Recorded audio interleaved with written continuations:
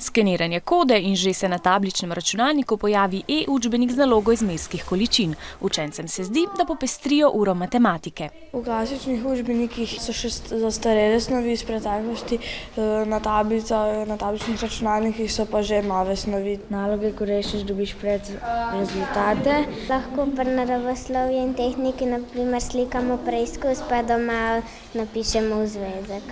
Tisto, kar klikneš preč, ti lahko pokaže.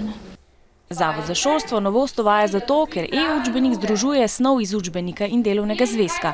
Učenci lahko z interaktivnimi aplikacijami preverjajo svoje znanje, hkrati pa so jim na voljo tudi video vsebine. Cilji projekta so, da bi ugotovili, ali e-učbeniki pripomorejo k uspešnosti učencev. To pomeni, da bi bili uspešnejši od ostalih učencev, ki nimajo na voljo e-učbenikov in pa tablic. Učenci pa e-učbenike na tabličnem računalniku tudi preizkušajo. Avtorji bodo njihove predloge in pripombe upoštevali.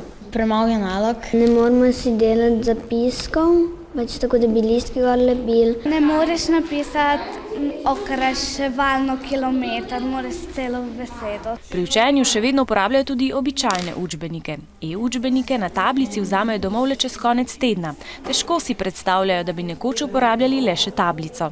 Bi bili skozi cel pouk tudi samo za tabeljcah, ne bi nič pisali. E-učbenike za naravoslovne predmete in matematiko bodo učenci predvidoma uporabljali že naslednje šolsko leto. Leto pozneje pa še za družboslovne predmete in jezike.